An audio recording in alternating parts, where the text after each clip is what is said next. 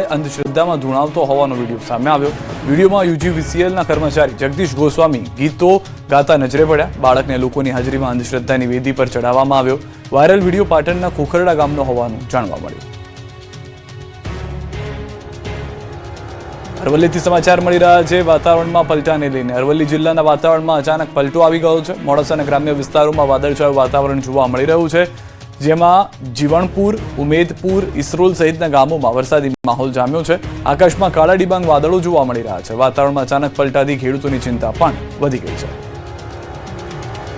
Khambhalia Dwarka highway પર જોખમી મુસાફરીના દ્રશ્યો સામે આવ્યા। ગાડીમાં ક્ષમતા કરતાં વધુ મુસાફરોને જીવના જોખમે બેસાડ્યા। ગાડીની ઉપર 5 જેટલા મુસાફરો બેઠેલા જોવા મળ્યા। મુસાફરો ગાડીની ઉપર રાખેલા સામાન પર બેઠેલા જોવા મળ્યા। ગાડી પર 3 બાઇક બાંધીને મુસાફરીનો વિડીયો વાયરલ થયો।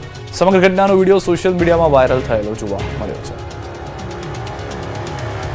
રાજ્ય સરકારના પશુપાલન વિભાગ દ્વારા છોટાઉદેપુર જિલ્લામાં પશુ માલિકોને ઘર આંગણે પશુ સારવાર માટે સુવિધા મળે તે માટે નવી એમ્બ્યુલન્સ ફાળવી છે, પરંતુ છોટાઉદેપુર જિલ્લાના 7 તાલુકાની અંદર 17 એમ્બ્યુલન્સથી 7 એમ્બ્યુલન્સ ડોક્ટર અને ડ્રાઈવરોની ભરતીના થતા ધૂળ ખાઈ રહી છે। લાખો પશુઓને પશુ ચિકિત્સાનો લાભ ગામડે મળતો નથી। જિલ્લાના ઘણા પરિવારો પશુપાલનનો ધંધો કરીને રોજગાર મેળવે છે।